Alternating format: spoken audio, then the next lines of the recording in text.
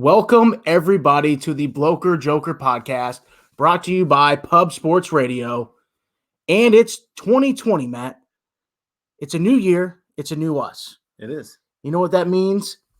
We're going to be simultaneously releasing a podcast each week along with a YouTube video that you can find on Pub Sports Radio's YouTube channel. And of course, I'm Cody Gelhausen at Squids Picks, and to my left is Matt Lawrence, 1991 handicapper. How you doing, Matt? Like you said, man, new year, new us, some video content. We've got a nice little background here. We've got a Joe Montana signed football. We've got a Zlatan Ibrahimovic signed jersey. We've got a little Bobby Firmino action. He's got all the signatures. It doesn't get any better than this. It doesn't. It doesn't. Now you can see our faces each week along with our voice, put the voice to the face, and we're just going to go ahead and jump on in to match day 22. It's been a turbulent month, fixture after fixture. Things have calmed down a bit. We're going to get back to the normal Premier League schedule, as is the podcast. Matt, where are we going for the first match of the week? We're going to go to Friday night under the lights at Bramall Lane. We've got Sheffield hosting West Ham. Sheffield are the favorites here at minus 111. We've got a posted total of 2.5 shaded to the under here. And, in this match for me, I think that, with the new manager of West Ham coming back, they got that win under their belt. They routed Bournemouth 4-0.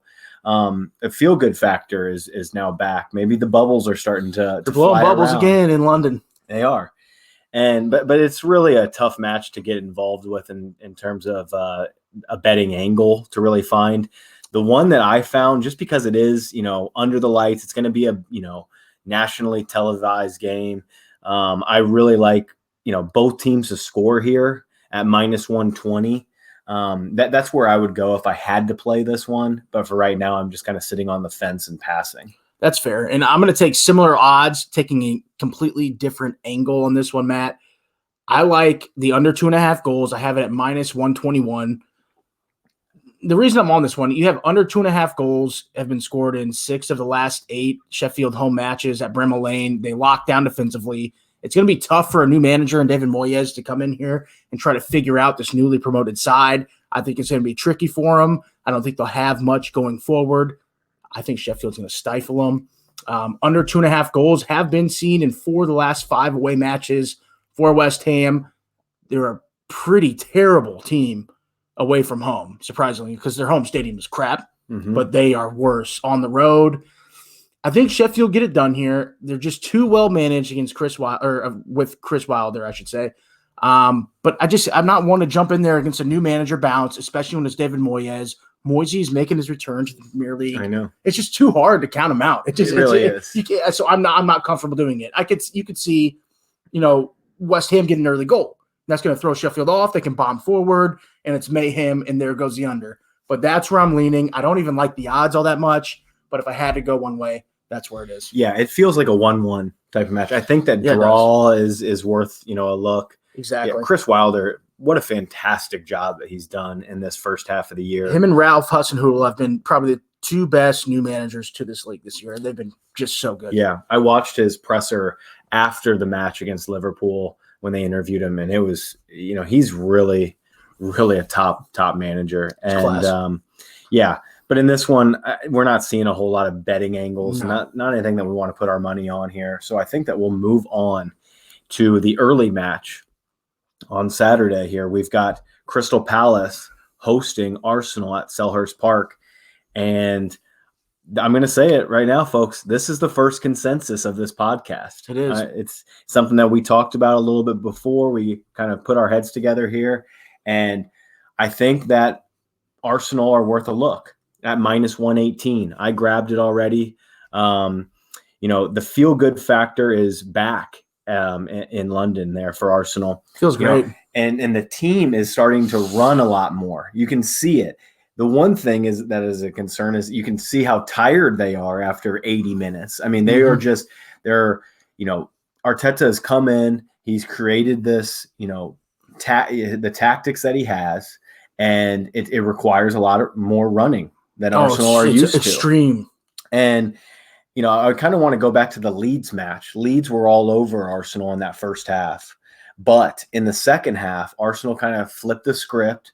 And Leeds are a team that I expect to be in the Premiership next year, and I expect them to stay up in the Premiership. I think they are a top 10 Premier League in next year. I really think so. They have not only one of the best managers in the entire country of England, one of the most influential managers in the world. Pep Guardiola learned from Bielsa. Yes. Arteta learned from Bielsa through Pep Guardiola. Yes. He has influenced the press. He came up with this press that you see now in the modern game. Yep. Jurgen has a different style, but Pep's kind of press is from Bielsa. Yes. You're right. So it was nice to be able to see a response from Arsenal in that second half. They got outplayed in the first half, but I wouldn't even take anything from that. I think that they're a top championship side, and that's kind of stuff happens. And, in this match, Palace are going to try to play the long ball. That's really all they've got. They have so many injuries. Milivojevic out. Huge. Van Aanholt out. His backup out. They have so many injury concerns in this game. If Arsenal can't go and grab the 3 points, then that's going to be a problem. But let's go through it here. I've got it written down. Townsend's out. Ward's out. Schlupp's out. The list goes on. Benteke is out. If they're going to play the long ball, they don't even have anybody to bring it down. That's the issue. It's going to be, and supposedly Zaha is doubtful. He got injured last week with the hamstring. He's a doubt. Yeah. So if Zaha doesn't feature, this line is going to steam before the match. Friday night, or if you're up early Saturday morning, you could see this line at Arsenal minus 140. The one thing that scares me off of it is that Palace have given Arsenal fits. Old boy Roy, they are a disciplined side. They're very structured. It's kind of similar to a Sheffield in my mind. But if Arsenal can't grab the 3 points, that'll be a real big concern. This is the time for them, and I'm all over it. Minus 118. No, and I completely agree. You look at this match, and it just points completely to Arsenal in all directions. You mentioned the Leeds match. Of course, we were crap in the first half. But at halftime, Arteta got into the players. He got into their ass. Lacazette came after the match. He said, and he was asked what happened at halftime. He said, "Oh, we got yelled at." And you come out in the second half, they're a different team. Not only did he yell at them, also what he led on was Arteta in the locker room said, "You're not following my instructions. I knew what Leeds is bringing to the table. I told you what to do, and you're not doing it." Second half, what do? They come out, execute, I should say, Mikel Arteta's game plan, and they dominated that second half. They got their goal, shelled it up, got another clean sheet, 2 clean sheets straight, and here they go walking into Palace. Like you said, they have 11 injured players, and they're without against Arsenal. Luka Milivojevic has scored 3 goals in a row against Arsenal, all 3 penalties. That's all he does is score against us. He's out. You have Zaha and Ayew. And that's it. Their defense is decimated. Like you said, Van Aanholt's out, and their backup is also out of this match. What are you going to do? You're without 2 of your left backs, and you're walking in with Nicolas Pepe, who has found his groove over the past few matches. He was bad in the first half against Leeds, but he turned it up in the second half. If he finds that fitness, which he is, he's going to be an excellent player, and I think he's going to have a day at Selhurst Park, London rivals, London derby. Arsenal get it done, minus 118. Honestly, the squid special, too, if you're looking at it a bit, plus 260, Arsenal to win and both teams to score. I'm only off of that because, honestly, I don't think Palace can score in this match. Brilliance from Zaha. That's it. I want to come in and say I do not like the squid special at all in this game because I think that Arsenal might win to 0. Keep in mind, folks, Selhurst Park has seen the lowest amount of goals in all of the Premiership this year. Only 18 goals this year through, 21 matches here. That's a low total. In this one, I also am really leaning, and I think I might play this as well. I haven't locked it in yet. I like the under 2.5 plus 110 here. It just all makes sense. I think that old boy Roy is going to sit in this shell, and it's going to take Arsenal maybe a little bit of time to break them down.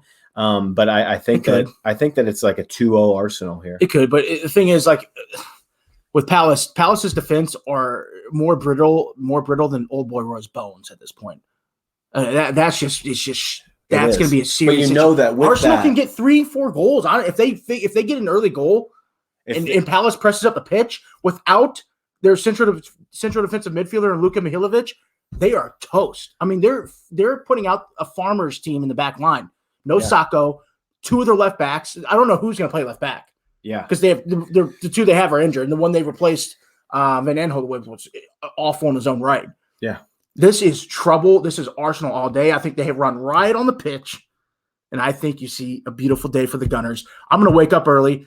I'm going to have a coffee with a little bit of JMO in it, and I'm going to enjoy my day. What way to kick off your day than watching your favorite football team get another 3 points away from home in a London derby? I'm skeptical about the JMO because I was at the bar with you just a couple weeks ago, and all you were doing was sipping on some coffee. But that was 2019. This is 2020. We've got Arteta. New me. JMO. Drinking the whiskey. Okay. That's what I do, and that's what it's about. I'll be drinking whiskey at 7:30. You better mark that down in your calendars. That's posted at probably -200 that I'm drinking whiskey on Saturday morning. I would say banker. I would say that's banker. Yeah. Yeah, I don't ever bank -200. I was drinking the whiskey, I would. All right. So we'll move on. We've got the next match here at Stamford Bridge. Burnley, Sean Dyche's crew come in and are taking on Frank Lampard's Chelsea here. And in this one right here, I don't have a whole lot on this match. We've got Chelsea right here, they're, over -300. It's like -350 right now. We've got -1.5 at -118. We've got a posted total here of 3 shaded to the under at -128. And, I can't get on board with Chelsea at this kind of price. Not at home. I think that, some of the trends back up and under, but I really think that we could see goals. I think that Burnley could easily get on the score sheet here. They've given Chelsea trouble at Stamford Bridge in most recent years. A lot of chaos here. And in this one, for me, I don't even have a lean. How's that? I don't even have a lean in this one. I think it could go either straight way. As a fence post on this one, eh? Yeah, I've got nothing. It's not taking any of my coin. And but do you have anything here? Yeah, I mean, it is with you. I'm off of this one, but I do have a lean. I'm off of it because what are these two teams doing? I mean, Chelsea is so up and down, so inconsistent, especially at home, that I just don't like them. But at home, they've been very good defensively, and they can't score goals. For some reason, they can score away. They cannot score at Stamford Bridge. I like the under 2.5 goals. I'm getting great odds at +120. If you're looking anywhere in this match, that is where you should be headed. I'm telling you that right now, folks. Last time these two teams played, I was on the Squid Special, and it smacked 4-1 to Chelsea. I went about my day and cashed my ticket. It was wonderful. I'll never forget it. In this one, under 2.5 goals have been scored in 5 of Chelsea's last 7 home matches in the Premiership. And you look at Burnley in 4 of their last 5 games in the Premiership, they've scored under 2.5 goals. But I'm off of it because you look at Burnley. The reason they have not been scoring goals is because their front line and Ashley Barnes and Chris Wood has been injured. They're still being worked back into form. They're not at full fitness. They won't be for a while. So I'm off of that. I think you see a shift for one or both at 60 minutes or so. Mm-hmm. If you don't have them both for 90, I'm off of it. I know their backup, I believe it's Rodriguez. He's a great goal scorer. He scored a rocket a couple weeks ago, but yeah, it's not enough for me. I just worry about Burnley's issues with their injuries. I worry about Burnley as a whole, as a team. Sean Dyche, he's a good manager, but he just doesn't have a lot to work with. Yeah, he's a wanker. I think that Chelsea get the job done here, but there's no way in hell I'm laying -340 or whatever the number is. No. Again, it's kind of been fluctuating. So we're off that one. We'll quickly move on here. We've got Everton here at Goodison Park hosting Brighton and Hove. I love Brighton and Hove, man. They've been so good to me over the last month. And, we've got Everton at -114 on the money line to win this match at home. We've got a posted total of 2.5 shaded to the over here. And the feel-good factor is kind of gone after this Carlo Ancelotti they're hiring. back to straight turmoil. It's completely gone. Not in the Premier League, though. Oh, but dude, it doesn't. The locker room's turmoil. It's bad because I hate to do it, but I'm going to. I'm going to quote Bill Shankly, the old Liverpool manager. The two best teams in the city of Liverpool are Liverpool and the Liverpool Reserves. And it really came to fruition just a few nights ago. Dude, that was amazing. I mean, it was a third choice side. It was a mixture of maybe one or two fringe first teamers, and it was second and third. And your goal was class. I don't know who scored that goal. I don't know their names. It's a blur at this point, but God, now I'm blanking on it. Doesn't matter. But God, that was a good goal. Curtis Jones scored it. What a cracker it was. Top that shelf. Was just bend. That was absolutely bend. Ooh, gotta love it. That was a beauty. So I feel like, the vacation or that feel good factor of Ancelotti coming to Everton is now wiped out after that. I mean, absolutely everyone around Liverpool, if you're in Everton, if you're a Blue, oh my God, you are so furious with what happened in that cup match. But the feel good factor has been okay, at least in the Premier League. They've done well. And, in this one here, I don't, it's just a lean here, but I do like the over. Graham Potter's side have been, they've been scoring more goals. Excellent, man. And Aaron Moy has been one of the most top, informed players in this league. So for the past 3 years. Yeah. Excellent player. He is the Australian. But other than that, Cody, I mean, seriously, give us something for the fans because I don't have anything here. In this one, I do have a play. And I'm looking one way. It's a tricky one, but Everton have been really good defending at home. Brighton have been excellent scoring away from home. I'm playing both teams to score in over 2.5 goals at plus 106. I'm playing it, but Everton, after losing to Liverpool's C team, which call it what it was. Yeah. It was a C team. I mean, it wasn't the B team. It was not the B team. It was the C team. And it's embarrassing. And apparently Ancelotti and Big Duncan Ferguson laid into the players after the match. Senior players didn't like it. They felt offended. They didn't respond well. And now they're coming in and going to host a Brighton side who can just get the job done at scoring goals at least. They don't win away from home, but they score goals. Neil Maupay, I said it in week 2 or 3. Yeah, you did. He is a goal-scoring machine. Give him a chance. He'll put it in the net. I think he does it here. Brighton have scored a goal in their last 6 road fixtures. And this isn't like they're going to, bottom half teams. No.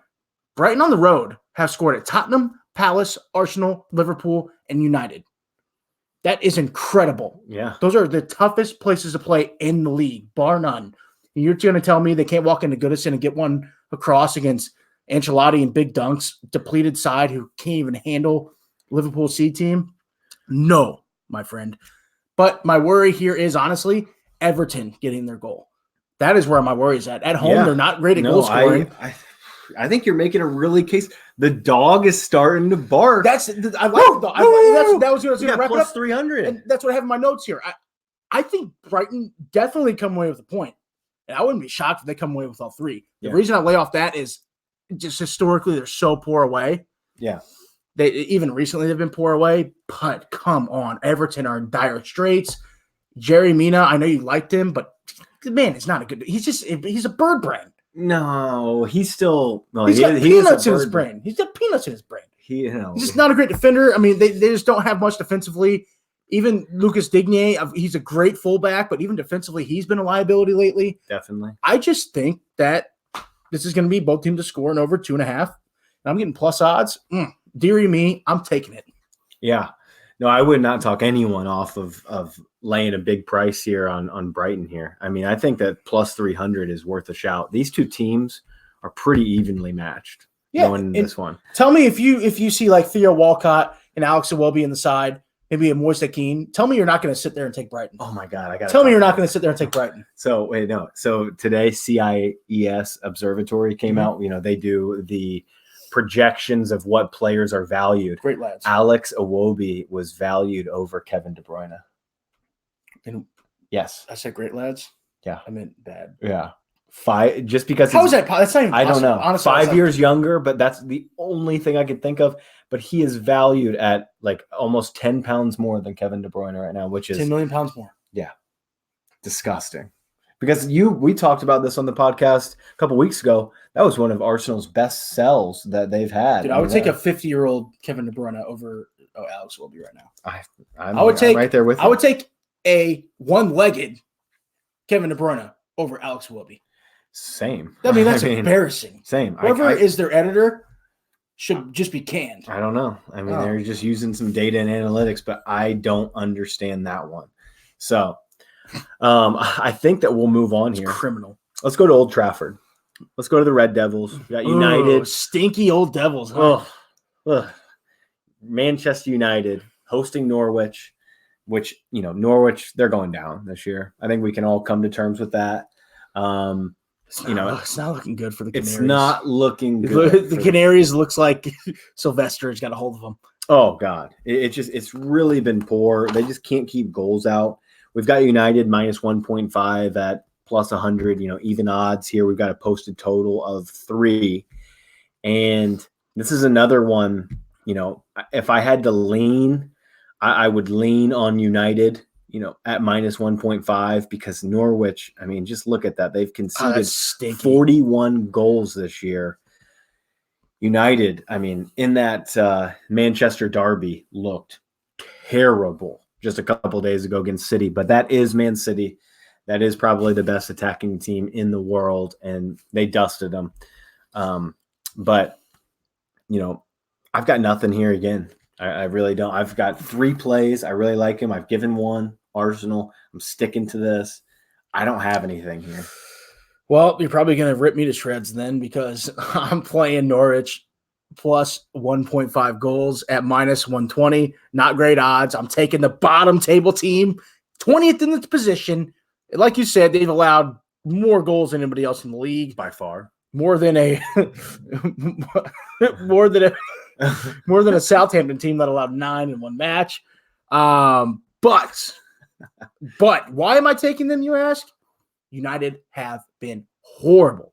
They've had a rough few matches. Ole is back on the hot seat under extreme pressure. They got drubbed by City, drew Wolves, and got embarrassed by my beloved Arsenal. That match was abominable by United. They didn't show their teeth the entire match.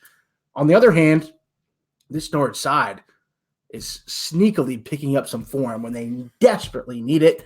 They hammered Preston in the FA Cup. You might laugh, but Preston is a pretty good championship side, and they've got 2 draws against Palace and Tottenham, 2 very formidable sides.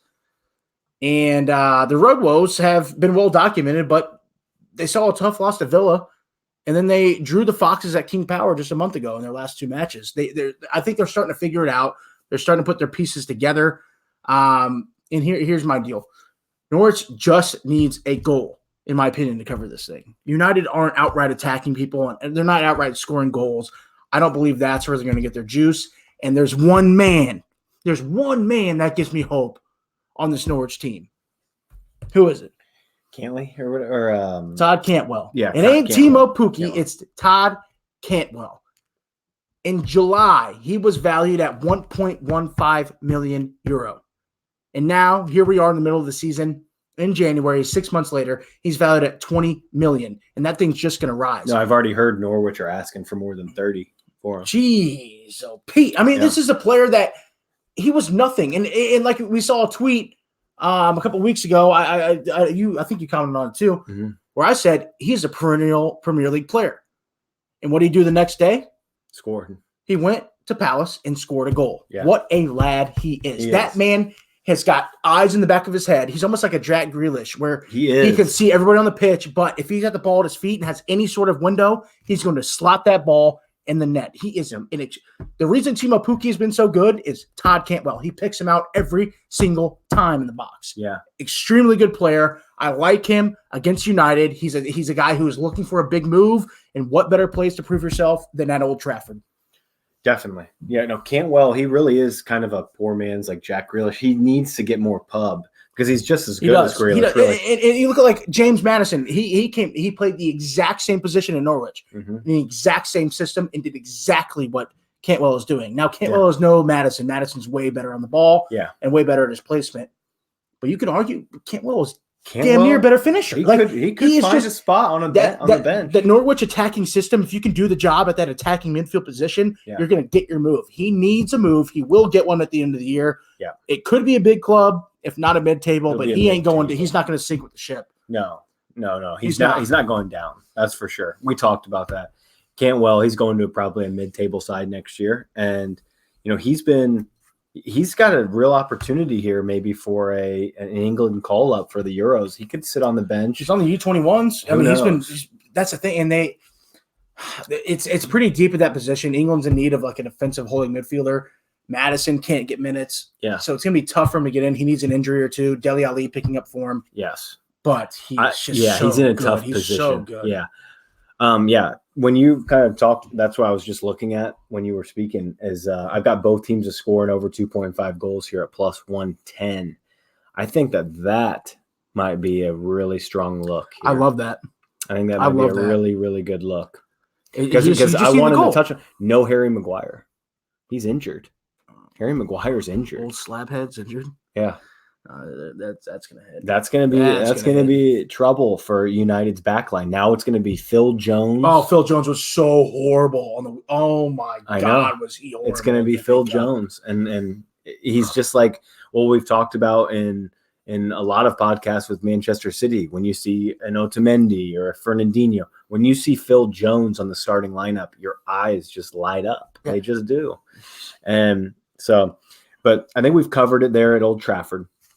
We will move on now to the King Power Stadium, where Southampton. What was it? 8-1 or 9-1? It was 9-0. 9-0. I played both teams to score in the over 2.5 in that match. Yeah. Dude, it was horrible. The reverse fixture of this one was insane. It was just 9-0 to Leicester at St. Mary's.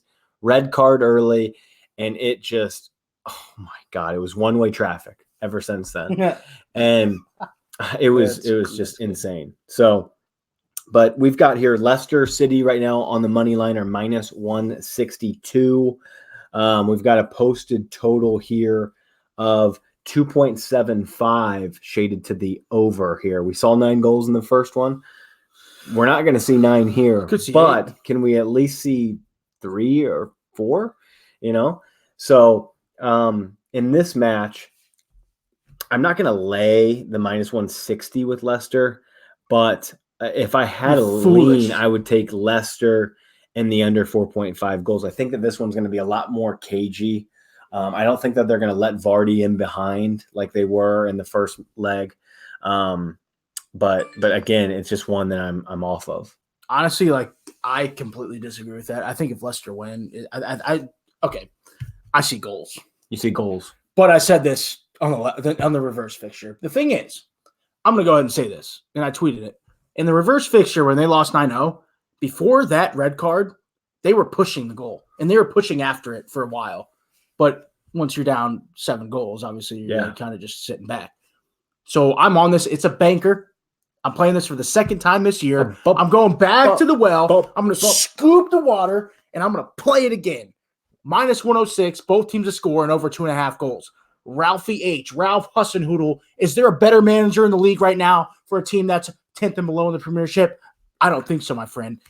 Leicester have looked a bit mortal since their 1-1 draw to Norwich on December 19th. Since then, they got bashed by your boys at Liverpool, and they got drawn by a weekend in a horrific Aston Villa side 1-1.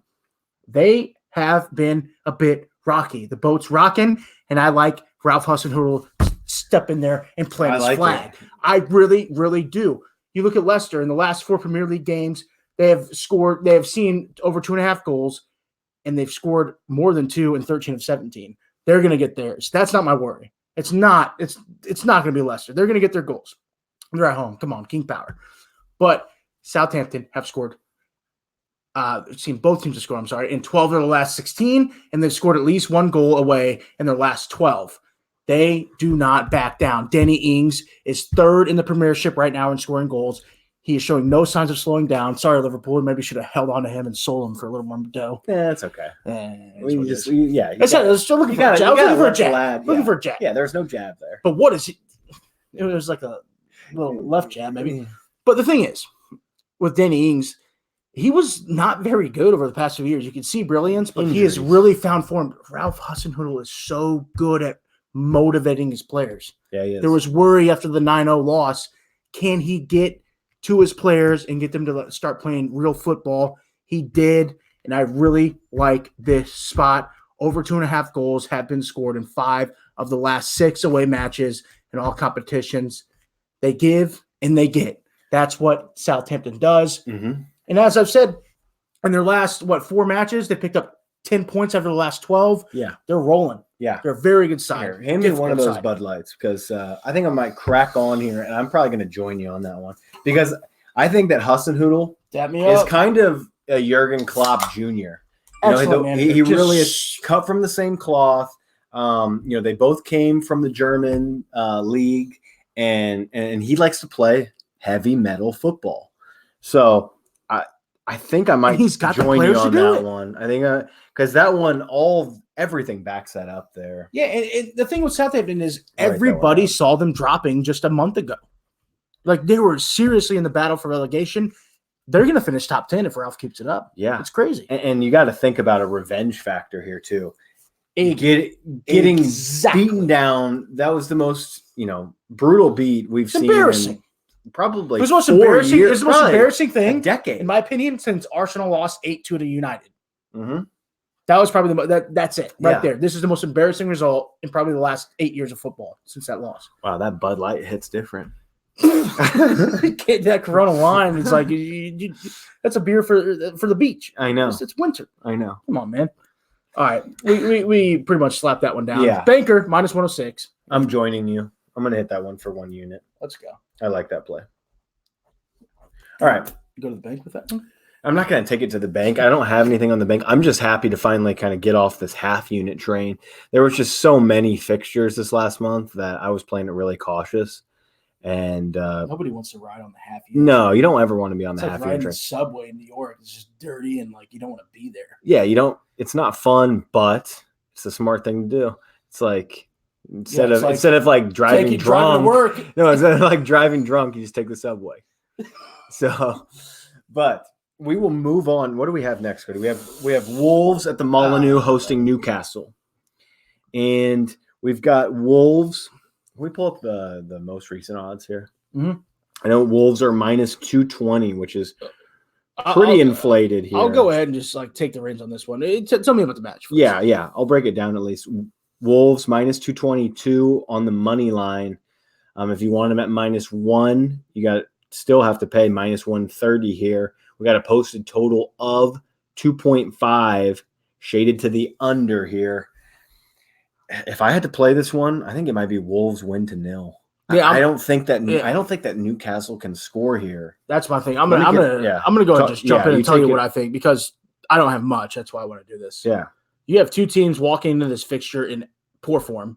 Newcastle losing their last 3 in the Premiership, and Wolves on a roll of losing 2 straight, including a loss to Watford, who we like, which we'll get to, but still, you don't want to lose to Watford ever.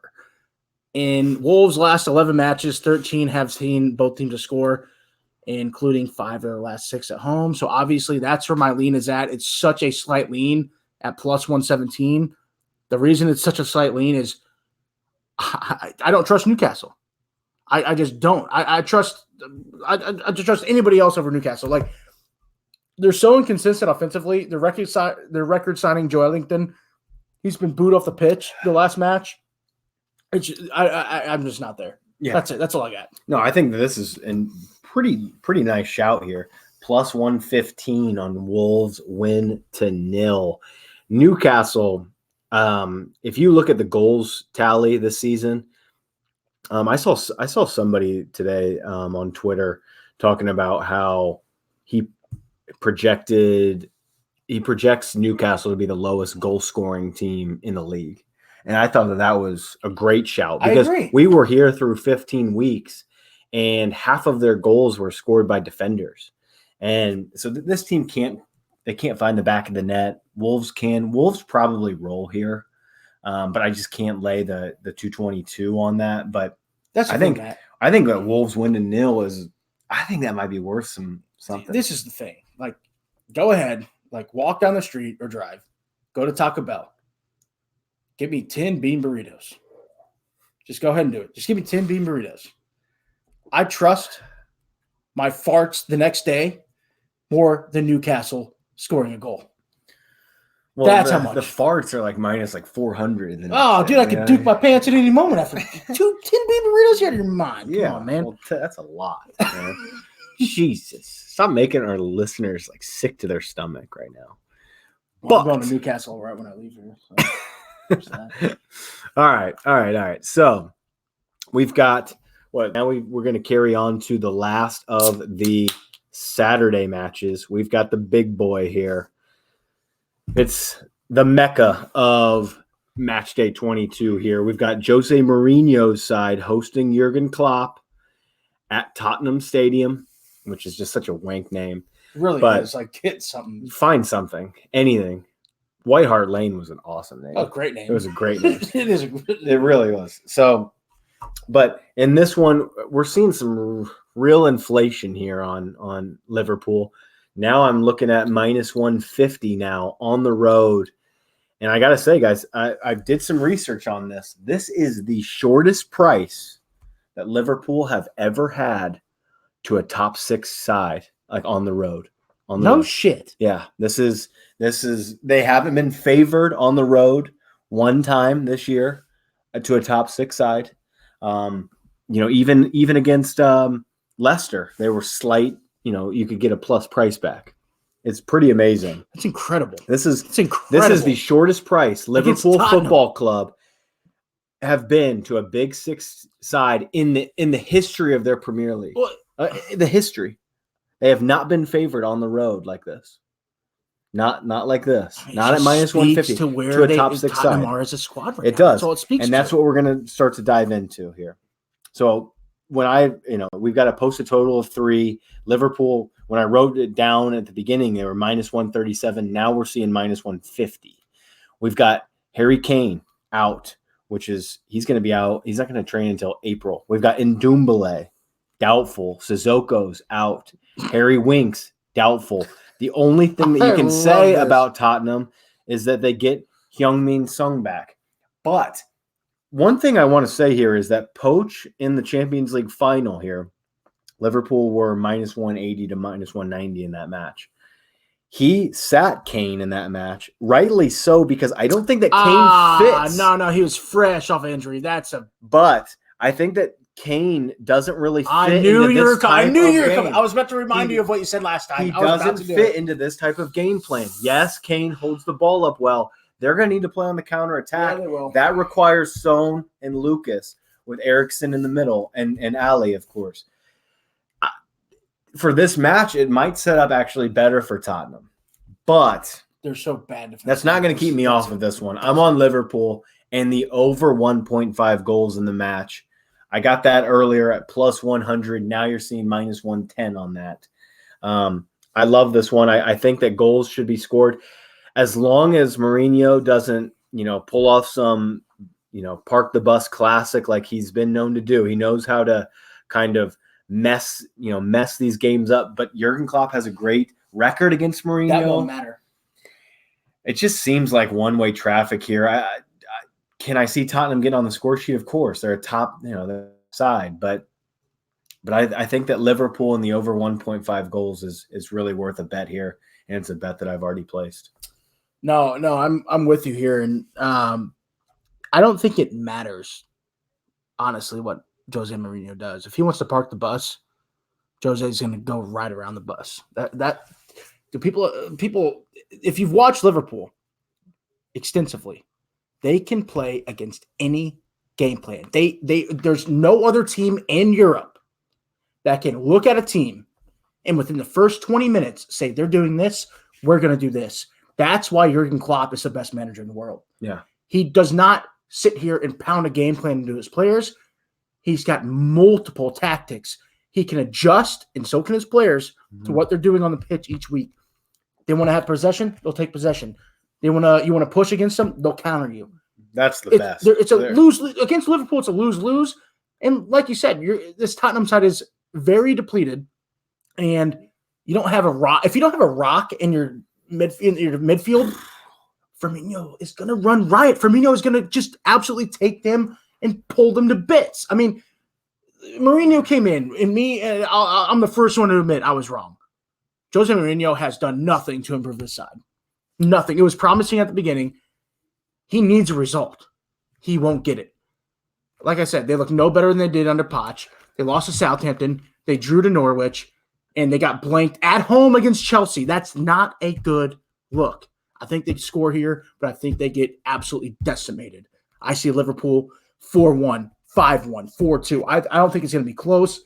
Liverpool have scored 11 goals in the last 4 away matches. They're finding their form offensively. I know at home they actually struggled a bit to score goals, which is strange. Because everyone's sitting back.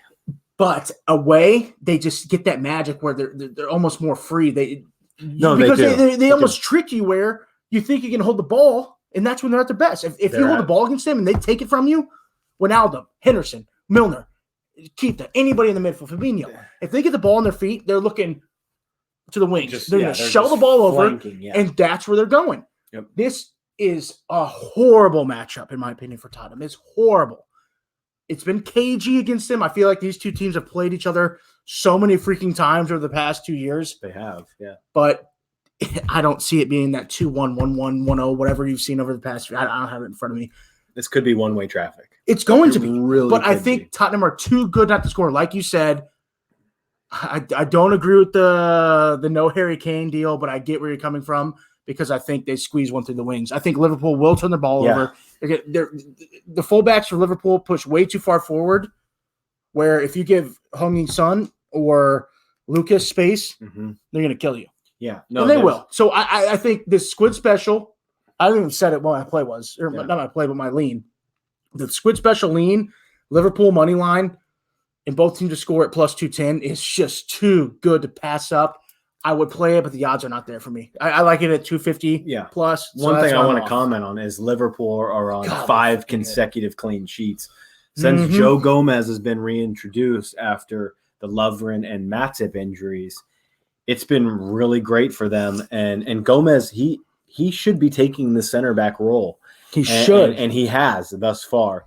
So they're on, I believe it's some type of record. They have not kept 6 consecutive clean sheets in the Premier League in a long time. And they have some of the best defensive, or the best center halves in Premier League history, too. There's only one way to play against Liverpool, really, is you have to sit back and make them break you down and hope that you can counter. If Liverpool, they're at their best when they give the ball away, and you only see that in a few matches now a year in the Champions League. But it's some of those lower league teams or mid-table teams that do that. The thing is, they still lose. They just don't get killed. Yeah, it's Liverpool. How many times have you seen Liverpool in the 80th plus minute get 1 or 2 goals and they just beat a team 1-2-0? It's like when Liverpool not that team. Jose Mourinho won't do it. Yeah, it's like when Liverpool are facing a Sheffield type of team. It's going to be like a 1-0, 2-0 type of game. And even Southampton, Ralph Hasenhüttl did the same thing to you. Yeah, same thing. And it's when you see even a team with more quality that says, I'm going to attack you, that is when it gets the most dangerous because of the counterattacking ability of Salah, Mane. Horrible. That's what Arsenal does. Arsenal has done that for like 3 years, 4 years straight. I know, you try to play. And any team that tries to play against Liverpool, it's the worst decision. It's bad. You don't want to play. You have to just defend. You have to defend for your life. Which is why Arsenal gets depleted. Yeah, Arsenal, I saw a stat today. Arsenal in the last decade has given up 5th or 6th most goals in the Premier League. Really poorest defense. I didn't have to hear that. It's okay. We'll move on. It's okay. So we're going to move on now to Sunday. Wow, Sunday football, and it's not the NFL. Well, there will be a couple games. Chill 49ers. Chill 49ers are on Saturday, just like Liverpool. Actually, Liverpool are at 12:30 and the 49ers are at 1. Oh, that's going to be tricky. Dude. I'm going to have to find some split screens. That's horrible, dude. But I got to say, I mean, Liverpool already have the league dusted, so it's like it's 49ers. It's 49ers.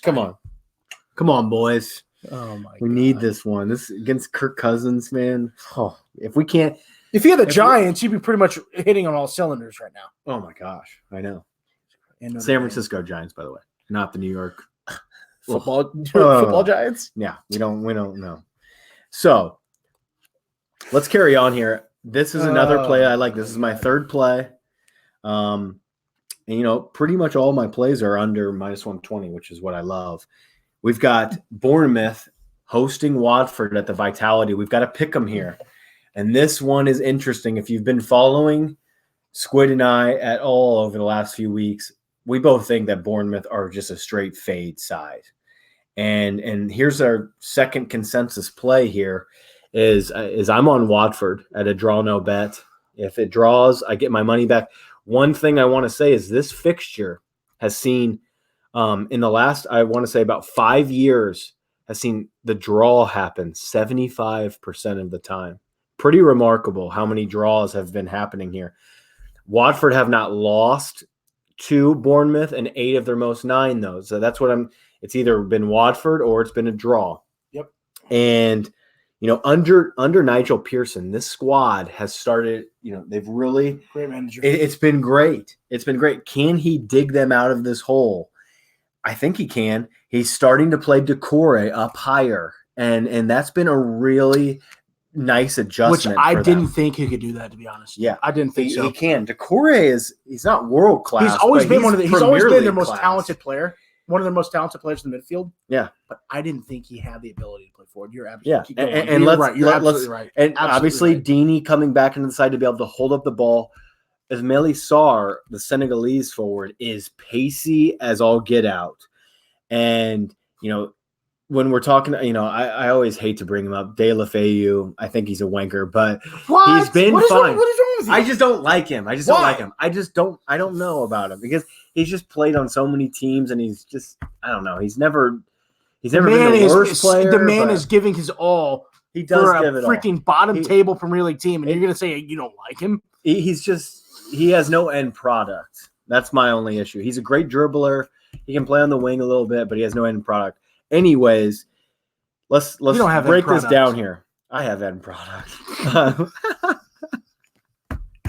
So let's break this down here. Watford had 9 points in their first 16 matches. They had 10 points in their last 5. Yeah, they're rolling right now. Bournemouth are trending down. Watford are trending up. This one, I think that Watford should almost be favorites here. I'm so close to pulling the trigger on Watford on the money line. Dude, same. The odds are crazy. Yeah, well, it's plus 180, but I like to play it safer than that. And if it draws like it has 75% of the time over the last 5 years, still getting great odds. I'll at least get my money back. But yeah, I'm on Watford, draw no bet, pick 'em minus 104. I love this one. I'm gonna be honest, you literally dug into the same book that I'm in. Yeah. Of course, consensus play, Watford, draw no bet, minus 104. And my main point was people are all over Southampton. They've done this. They've came back. They've bounced back. Why is nobody talking about Watford? I don't know. Why is Nigel Pearson not getting the recognition he deserves? I mean, you look at this team, it parallels Southampton completely. They've took 10 points out of their last 12, I should say. Yeah. Out of 4 matches, 10 points. You get what I'm saying. Yeah. And Nigel Pearson, who we tabbed when he got hired, we said it. He's a good manager. He is. We said it, and here he sits with a Watford side who are sitting way bottom table. Not just bottom, way bottom table. And he is 3-2-1 over his first 6 matches. He's turned it around. He's got Chouardini up top. He's got De La Feu firing. He got Sarr, one of their biggest money signings. He's going down the pitch too. And like you said, pacey, old boy midfielder. Decore. He's starting to play Decore more forward, and it's working out really well. And here we have the Cherries, who look like old, stinky, sour grapes right now. Like, they are horrible. Vitality is just, you don't want to be there. It's a South Coast. It should be beautiful, but it's dreary. I mean, you look at them, and this is just as bad as it gets. I'm sure it's just the worst record in the Premier League over their last 10 matches. In their last 10, Bournemouth are 1-1-8. Ooh. I mean, it doesn't get any horrific worse. stuff. Horrific stuff. That's in my notes. I literally, it's just horrific stuff, Matt. I mean, you think Eddie Howe, in my opinion, he's running out of options. His players are injured. He has nowhere to turn. Yeah, he's gone in the summer. And I'm not going to sit here and say he's going to be fired. Yeah. He just deserves better. Deserves better. Oh, my. He's way But too there's good also, there needs to be some amount of blame on him as well. When the thing for me is their best player is not even owned by their club right now. The best player this season for Bournemouth has arguably been Harry Wilson, a Liverpool-owned player. He's an extremely. He barks to me as the same kind of player at a different position. He plays out wide, but he barks to me the same kind of player as like a Grealish and Cantwell. He does because of his effect on the match and his set piece ability. Yeah. And he's British. You know what I'm getting. But that's just disgusting that like he's basically been their best player, their most consistent player by far. I gotta say, I mean, with the Nathan Ake injury concerns that they've had, it has just been Brooks. Brooks has been a humongous loss. I mean, you have to Eddie Howe. Obviously, he was dealt a 7-2 offsuit. I mean, he was, and he hasn't done anything with it, but you can't really do much. But he just, I wouldn't say 7-2. I would say more like a Doyle Brunson, like a 10 deuce. Yeah, maybe a 10 deuce because his offense is a 10. His defense might be the deuce, but he should have done better. Yeah, he hasn't missed his offensive players that much. He had them firing early in the year. Early in the year, they look like a top 8 side. I know, and they fell off a cliff. And Brooks was injured at the beginning. Even when Ake was in, he still couldn't get it. This is another one too, really quick. You see a 2.5 with Bournemouth, and it's just like if you would have seen this last season, you would just be your eyes would light up. All of their totals were at 3, 3.5. Now they're consistently at 2.5, and their defense sucks. I think that this one finds its way over the total too. And that's the thing too. Early in the year, the first 6-7 match weeks, I was banging Bournemouth for both teams to score in over 2.5 goals almost weekly. I know. And then it dried up. I know. And we luckily caught the Sahara. Sahara. That's the thing. It was the Sahara, man. I don't know what it was. Thank goodness. But it was not the Ake injury, but something happened. It was Wilson. It was Wilson. We completely laid off. I know. And we never lost any. I know. We never lost. We have not lost. Seriously. We have not lost any money with any Bournemouth overs this year. Seriously. And it is just like, seriously, like we got so lucky. It's just like, luck, but then also at the same time, I mean, it's good capping. Yeah, it was good capping. Fucking Bournemouth. I know. All right, I think so. So the second consensus play of the week for this podcast is we've got Watford at a draw no bet on the road here.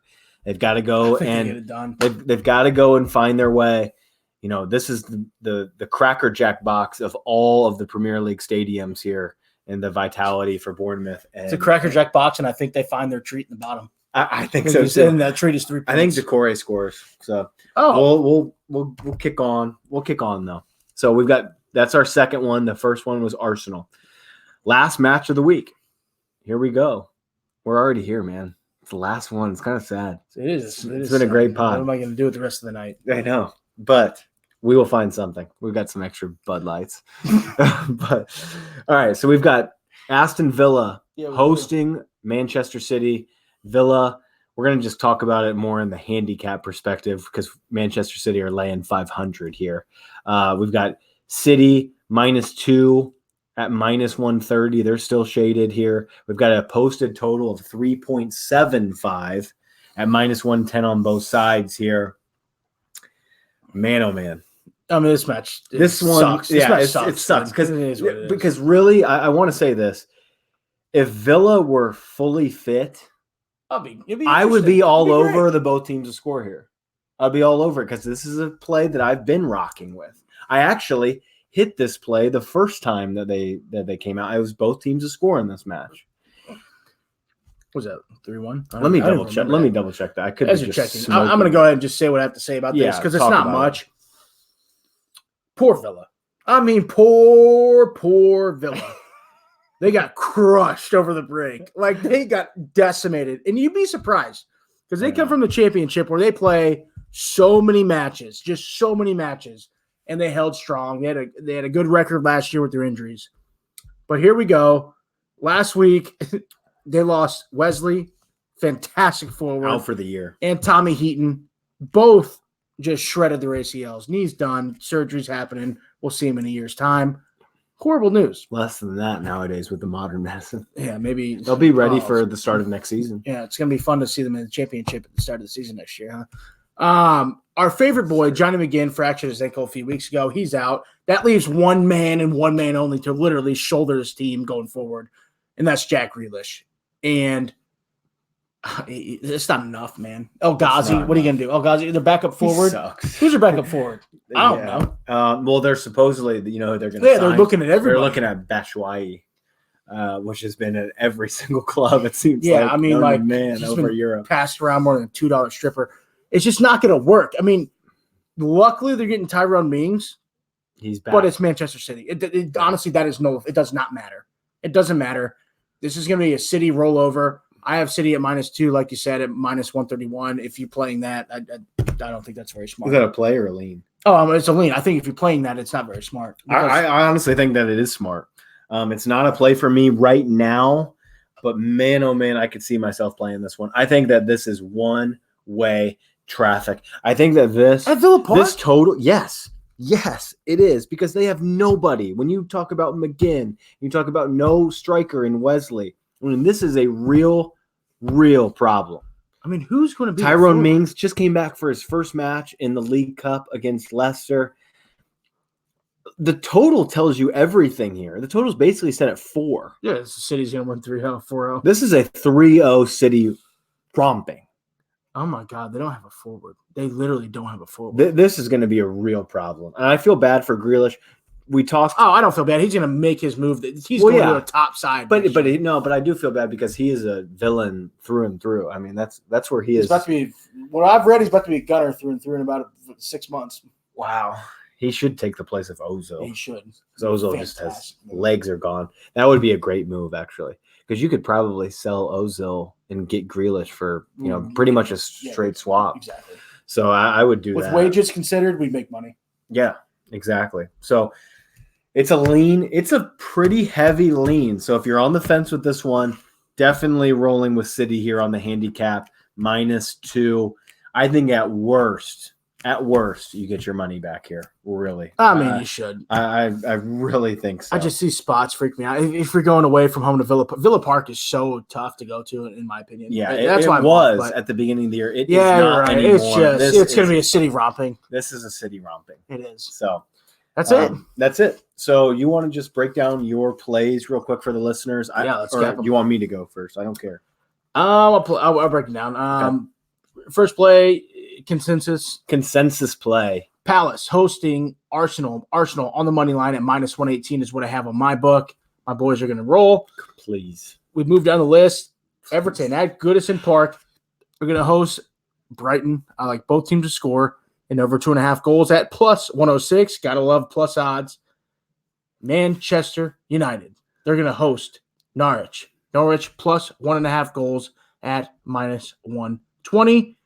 And we end our weekend at King Power. Both teams to score. Bank City over 2.5 goals, -106. You heard it right there. And those are my plays for the weekend, Matt. Banker. All right. Got 3 plays here. Hoping for a 2-1. Maybe even it's a 2-0 because we do have a draw no bet in play. First play. It is a consensus. We just talked about it. I can't believe I'm saying it. But I'm on Arsenal here, -118. The injury ravished Palace will drop points here this weekend. Then my second play, I like Liverpool and the over 1.5 goals just to make those odds a little bit better at +100. And then my third and final play is, who? Who is it, Cody? Dude, I didn't even say the play. Jesus Christ. You didn't even say it? All right, I'll say it for us. Yeah, Jesus Christ. Watford, draw no bet, -104. They should find a way to get the job done. They're a better side. Yeah, they're going on the road. I think at worst we get our money back there. So, yeah, I left that one off the list, but yeah, I'm playing that too. Okay. Consensus. So I have 5 plays. You have what? 2? Yeah, 3? And also I guess I'm going to take. I'm with you here. Both teams to score. I haven't locked it in yet, but I will be taking both teams to score and over 2.5 goals in Leicester, Southampton. Ralph Hussenhoodle. It's a new year. It is. It's a new us. New year, new us. Make sure you follow Pub Sports Radio on YouTube. Make sure you follow the Bloker Joker podcast on Twitter, and make sure you subscribe on iTunes, Spotify, SoundCloud. I don't know if you're getting if you're on dial-up internet, make sure you dial it up and catch us on there.